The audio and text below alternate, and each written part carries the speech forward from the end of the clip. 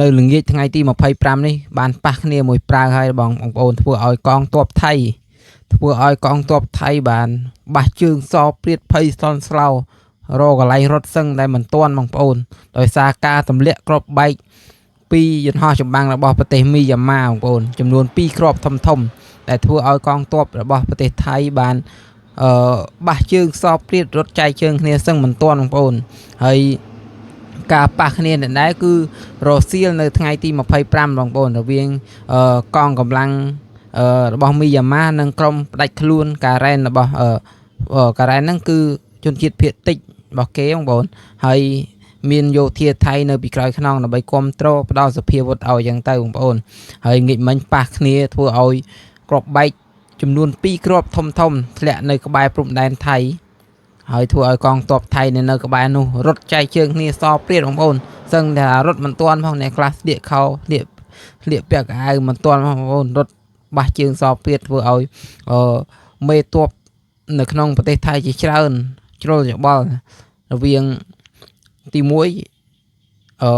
រោល្បិចដើម្បីមកឈ្លានពានយើងផងហើយនៅខាង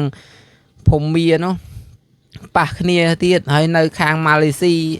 ដាច់ខ្លួនខាងម៉ាឡេស៊ីប៉ះគ្នាទៀតហើយកម្មពីមែនតើបងប្អូនប្រទេសថៃហើយគ្រោះធម្មជាតិអាប៉ះគ្នាតាមព្រំដែនក៏ប៉ះគ្នាអញ្ចឹងបងប្អូនមនុស្សខូចបងប្អូនមនុស្សខូចប្រទេសខូចអញ្ចឹងចាប់ដើមកម្មពីតាមវិញហើយបងប្អូនដោយសារសាងបាបច្រើនបងប្អូន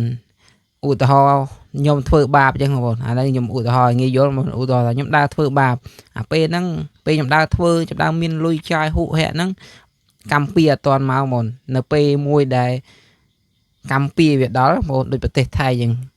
គ្រោះទុរភិក្សមកបន្តបន្ទុយគ្នាបន្តរហូតធ្វើឲ្យសឹងតែដកដង្ហើមមិនទាន់បងប្អូនអស់ពីរឿងមួយចូលរឿងមួយអស់ពីរឿងមួយចូលរឿងមួយអាឡែងពីម្សិលបាក់ស្រុតមិនទាន់ដឹងណាណៃផងចម្ងាយ2គីឡូចម្ងាយប្រហែលជា2គីឡូដីពីអាកន្លែងពីម្សិលហ្នឹងស្រុតផុសដីដើមផុសមកផលចាប់ដើមជំលះប្រជាពលរដ្ឋជំលះអីចេញចាប់ដើមធ្វើឲ្យ